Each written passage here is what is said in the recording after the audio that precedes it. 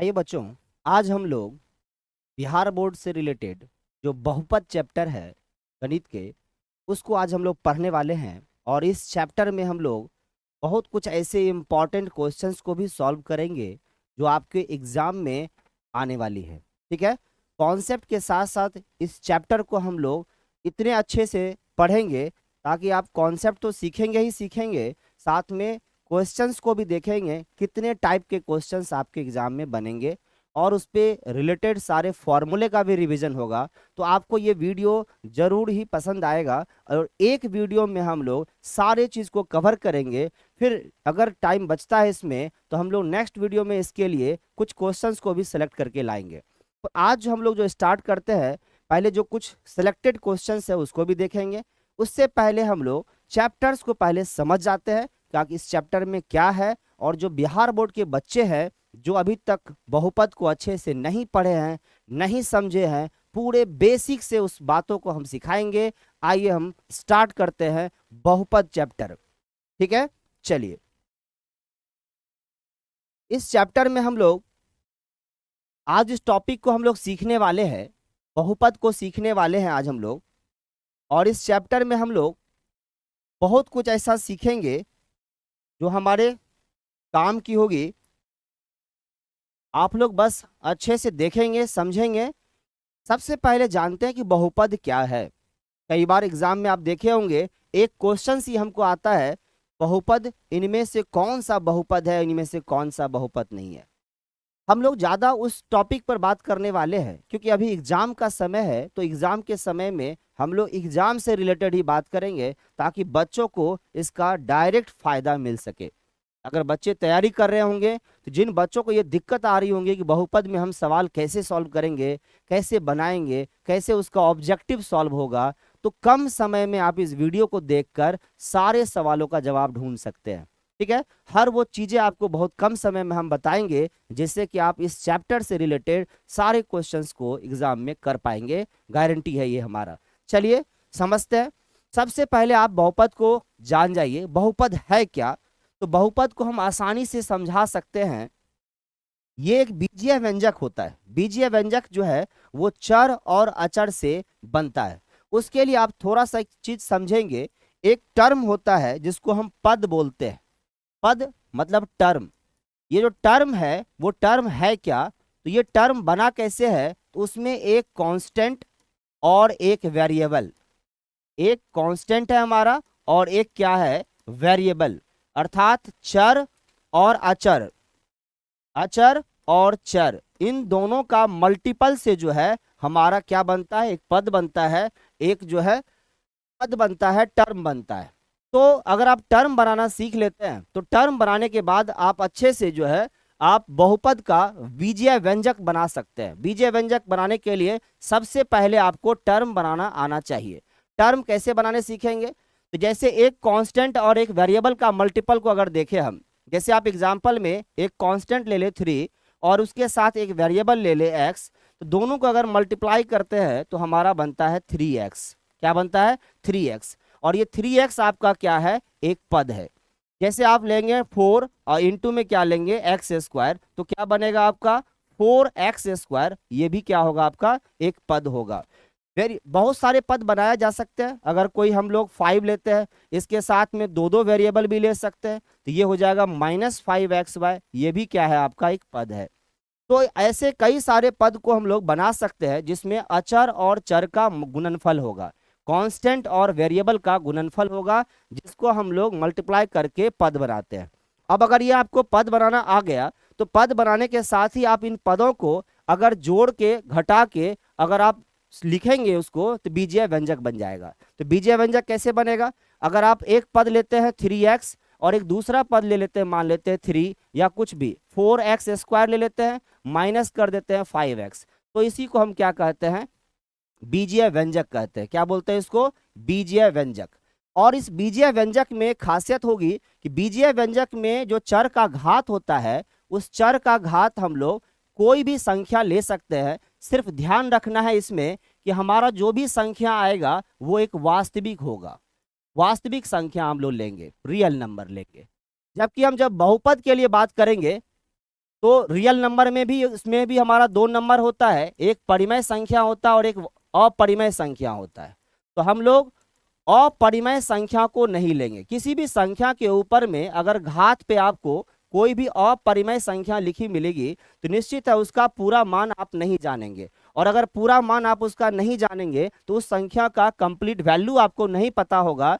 इसका मतलब हुआ इसके ऊपर में अपरिमेय संख्या तो कभी भी हो ही नहीं सकता है। ये चीज ध्यान रखना है, कभी भी किसी संख्या का चर का घात जो है अगर कोई अपरिमेय संख्या है तो उसका कोई मान नहीं है, इसका मतलब अपरिमेय संख्या तो होगा ही नहीं। तो वास्तविक संख्या में यहाँ चर का जो घात लेंगे वो लेंगे परिमेय संख्या, जिसको हम रेशनल नंबर कहते हैं। तो आप ध्यान रखेंगे, बातों को अच्छे से सुनेंगे समझेंगे, क्योंकि आपका समझना मेन जरूरी है। हर छोटी छोटी बातों को हम यहाँ बात कर रहे हैं उसको अच्छे से आप समझिए। तो चर का घात यहाँ कोई भी परिमेय संख्या होगी, लेकिन याद रखना है वो बीजीय व्यंजक के लिए है। तो बीजीय व्यंजक में चर का घात क्या होता है, एक परिमेय संख्या होती है। जबकि हम बात करने वाले हैं बहुपद के लिए। तो बहुपद होता क्या है, अब हम लोग आते हैं इस पर। बहुपद समझने के लिए हम लोगों को बीजीय व्यंजक समझना जरूरी था कि बीजीय व्यंजक बना कैसे। एक बार अगर आप बीजीय व्यंजक बनाना सीख लिए तो बीजीय व्यंजक बनाने के बाद आप बहुपद को सीख सकते हैं। बहुपद क्या है, उन्हीं बीजीय व्यंजक में से एक बहुपद होगा, और बहुपद का जितना भी पद होगा, ये ध्यान रखना है, बहुपद का जितना भी पद होगा उसमें एक अचर होंगी और एक चर होगा, एक अचर होंगी और एक चर होगा, और जो चर का घात होगा वो एक क्या होगा, वो एक क्या होगा, और ऋणात्मक पूर्णांक बोलते हैं इसको, जिसको हम कह सकते हैं पूर्ण संख्या। क्या बोलेंगे, पूर्ण संख्या। ये ध्यान रखने वाली बात है। इस पूर्ण संख्या को आपको कई जगह ऑब्जेक्टिव क्वेश्चन में पूछेगा, और ऋणात्मक संख्या, क्या पूछेगा आपसे, और ऋणात्मक संख्या जो है, ठीक है ना। तो और ऋणात्मक संख्या अगर आप समझ गए होंगे, और ऋणात्मक संख्या का मतलब क्या हुआ, ऋणात्मक छोड़ के क्या हो जाएगा, ऋणात्मक छोड़ के अगर हम बात करेंगे और ऋणात्मक संख्या जो होगा, और ऋणात्मक संख्या क्या होती है, और ऋणात्मक संख्या क्या होती है, और ऋणात्मक संख्या का मतलब है नेगेटिव को छोड़कर जो पूर्ण संख्या है, जो कि स्टार्ट होता है 0 से, 1 से, 2 से, 3, 4, 5, इस तरह जो नंबर है, तो इसमें ऋणात्मक संख्या नहीं होगी, कोई भी नेगेटिव नंबर इसमें नहीं होगा। ध्यान रखना है, पूर्ण संख्या, होल नंबर इसको बोलते हैं हम लोग। होल नंबर जो है वो संख्या 0 से स्टार्ट होती है। तो बहुत अच्छे से आप इस बात को समझेंगे, किसी भी बहुपद का घात, बहुत इंपॉर्टेंट लाइन है, इस लाइन को आप ध्यान रखेंगे कि बहुपद का घात एक पूर्ण संख्या अर्थात और ऋणात्मक संख्या, क्या होगा, और ऋणात्मक संख्या होती है। यहां से आपका 2 मार्क्स जो है मिल सकता है बहुपद पहचानने के लिए, कि बहुपद में कौन सा बहुपद होगा और कौन सा बहुपद नहीं होगा, तो अच्छे से आप पहचान सकते हैं। तो बहुपद का परिभाषा भी आप जान गए, एक ऐसा बीजीय व्यंजक जिसमें चर का घात एक पूर्ण संख्या हो अर्थात और ऋणात्मक संख्या हो, उसे हम बहुपद कहेंगे। तो बहुपद को आप समझ गए होंगे, कई सारे एग्जाम्पल भी समझ में आ गया होगा। आइए अब हम लोग 2 चीज और समझते हैं। एक है बहुपद का घात। बहुपद का घात क्या होता है, जिसको हम पावर बोलते हैं, डिग्री बोलते हैं, एक्सपोनेंट बोलते हैं। तो बहुपद का जो घात होगा, पावर होगा, वो क्या होगी, तो अगर कोई बहुपद लिखा हुआ है तो आप बस इसमें देखेंगे कि इस बहुपद में चर का जो घात है उसमें सबसे बड़ा कौन सा है। तो किसी बहुपद में चर का अधिकतम घात को बहुपद का घात बोलते हैं। तो ध्यान रखना है, सबसे बड़ा घात, यहां से अभी आपका क्वेश्चन आएगा, अधिकतम घात। तो बहुपद में चर का जो सबसे बड़ा घात होगा उसी को बहुपद का घात कहेंगे। तो 2 यहाँ क्या हो जाएगा, इसका घात। जैसे लिखा है 5x + 6, तो यहाँ घात क्या हो जाएगा, तो यहाँ आपका 1 हो जाएगा। अगर x³ + 3x² + 5x + 6 लिखा है तो यहाँ घात क्या होगा, सबसे बड़ा घात जो है यहाँ पे 3 है, इसीलिए आपका इसमें बहुपद का घात क्या कहलाएगा, 3 हो जाएगा। लेकिन एक बात और ध्यान देने वाली बात है कि यहाँ पे हम देखेंगे क्या कि बहुपद का घात में जब चर एक ही हो, एक ही चर होता है, तो उस कंडीशन में जो है उसका घात क्या देखे हम लोग, अगर चर एक ही होता है तो उस कंडीशन में हम घात देखें, जैसे आपको लिखा है x power 4 5x³ plus 6x² plus 6, तो यहां आप घात दे आंसर दिए 4। लेकिन अगर यही चीज पूछा जाएगा 4x² y² में बहुपद का घात क्या है, मतलब यहाँ पे आपका बहुपद का जो पद है वो आपको दो पद है, x मतलब दो पद में से दो चर दिया हुआ है, x भी और y भी।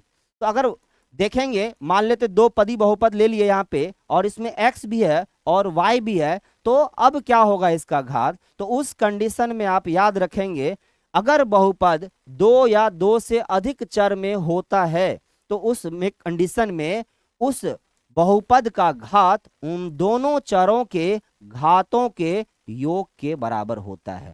तो इसका आंसर कितना हो जाएगा, 4 हो जाएगा। ध्यान रखना है, अगर बहुपद दो चर में होता है, और भी एग्जाम्पल देख सकते हैं, जैसे मान लीजिए लिखा हुआ है 3x² y² 5x² y³ plus 3xy। अब मान लीजिए यहाँ पे तीन तीन पद लिखा गया है, तब इसमें बहुपद का घात क्या होगा, तो पहले आप हर एक पद का बहुपद का घात तैयार करेंगे, पदों का घात बनाएंगे। तो 2 + 2 यहाँ 4 हो जाएगा, यहाँ पे क्या होगा 3 और 2 5 हो जाएगा, यहाँ पे क्या होगा 1 और 1 2 हो जाएगा, यहाँ भी 1 यहाँ भी 1। तो अब देखेंगे सबसे बड़ा घात कौन सा है 5, तो इसीलिए इसका घात क्या हो जाएगा 5 हो जाएगा। तो बहुपद का घात निकालना आप सीखे होंगे, जिसमें एक चर होगा उसमें सबसे बड़ी घात, अगर दो चर है या दो से ज्यादा चर है तो उस कंडीशन में उन चरों के घातों के योग के बराबर उस बहुपद का घात होगा। तो बहुपद का घात आप समझ गए होंगे, ठीक है। अब बहुपद का घात से हम आगे बढ़ेंगे। अब हमारे पास है एक है पद गुणांक, जिसको बोलते हैं। बहुपद का गुणांक क्या होता है, बहुपद का गुणांक अगर हम समझे,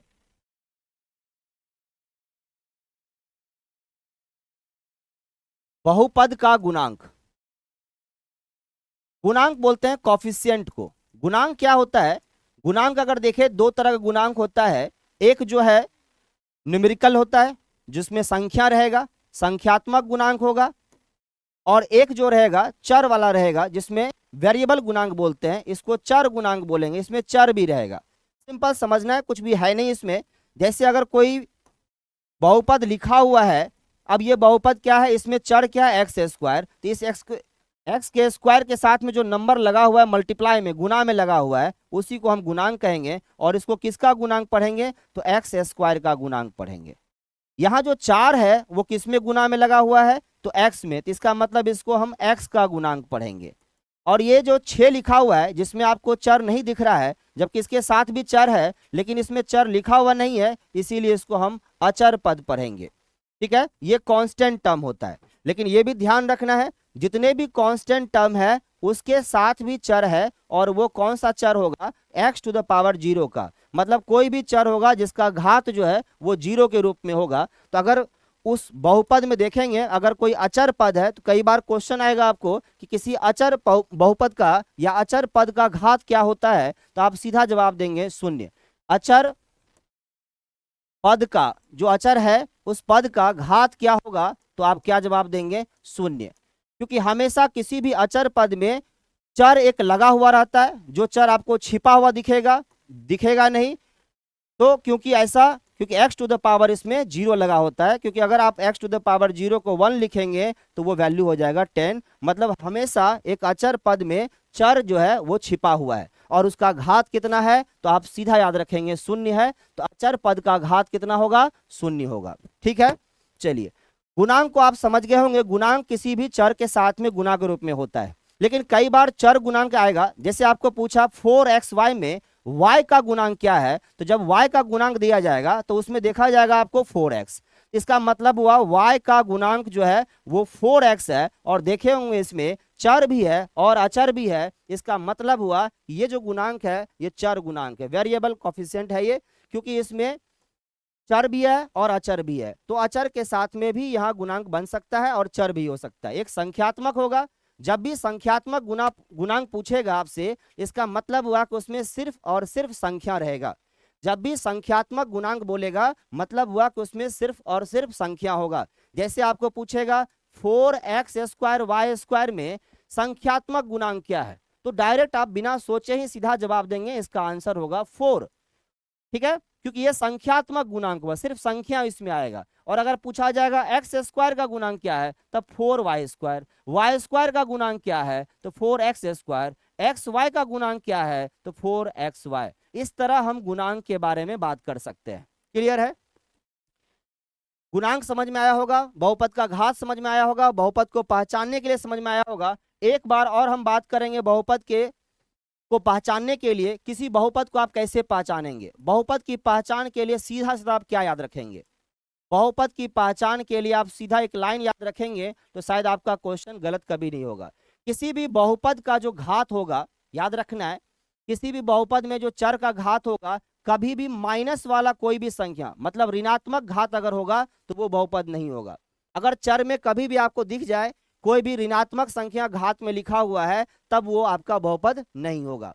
दूसरी चीजें, अगर चर का मान में घात में कभी भी कोई भी ऐसा भिन्न वाला संख्या लिखा है, फ्रैक्शन लिखा हुआ है, तो ये भी नहीं होगा, क्योंकि आपका घात हमेशा एक पूर्ण संख्या होगी। तो पूर्ण संख्या में फ्रैक्शन भी कभी भी नहीं आएगा। तीसरी बात, कोई भी अपरिमेय संख्या तो पहले ही बताए, ये तो हो ही नहीं सकती है, अपरिमेय संख्या के बारे में बात भी नहीं करना है, तो अपरिमेय संख्या भी नहीं हो सकता है। अगला बात, कोई भी बहुपद का जो चर होगा वो चर कभी भी आपको बाय में नहीं होना चाहिए। अगर बाय में आपको लिखा हुआ दिख रहा है, इसका मतलब है कहीं न कहीं वो बहुपद नहीं है। क्यों? क्योंकि जब इसको आप ऊपर ले जाएंगे x⁻⁻1 आएगा, और ये माइनस ऋणात्मक घात कभी पॉसिबल नहीं है। एक बात और, अगर स्क्वायर में भी लिखा है तब भी हम लोग देखेंगे कि ये नहीं हो सकता है। तो आप देखें क्या, अगर डेसिमल में भी लिखा हुआ है 3.5 इस तरह लिख दिया है, तो इसको भी आप सॉल्व करेंगे तो ये भी आपका नहीं हो पाएगा। तो डेसिमल में रहेगा, या फिर ऋणात्मक घात होगा, या भिन्न में होगा, फ्रैक्शन में होगा, कोई भी अपरिमेय संख्या होगा, या कोई भी चर मान अगर बाय में लिखा दिख जाए, चाहे वो घात कोई भी हो, चाहे कितना भी पद का हो, अगर बाय में लिखा हुआ है तो वो भी बहुपद नहीं होगा। आप अच्छे से इसको पहचान सकते हैं। और अगर एक बार बहुपद को आप पहचान लिए कौन सा बहुपद नहीं है, तो उसको अलग करके आप बहुपद कौन सा है ये भी पहचान सकते हैं। ठीक है, चलिए अब हम लोग स्टार्ट करते हैं बहुपद का शून्यक। बहुपद का शून्यक क्या होता है? बहुपद का शून्यक क्या होता है? बहुपद का शून्यक को हम लोग समझते हैं, इसको हम लोग जीरोज बोलते हैं। क्या है ये जीरोज? एक बार देखते हैं।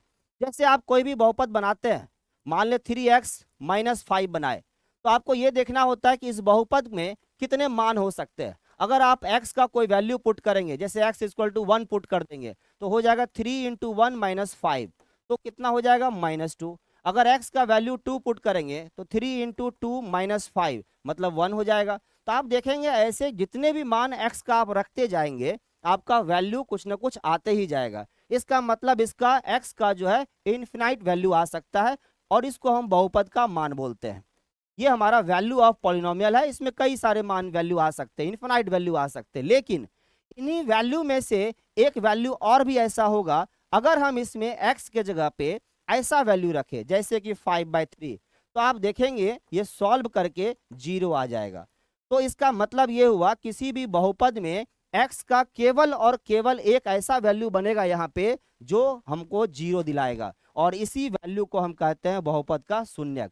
एक ऐसा वैल्यू, एक ऐसा चर का मान जो बहुपद में चर के जगह पे रखने पर उस पूरे बहुपद का मान क्या आ जाए, 0 आ जाए, तो उस बहुपद के मान को, उस x के वैल्यू को हम लोग बहुपद का शून्यक कहते हैं। तो आपको एग्जाम में आएगा कि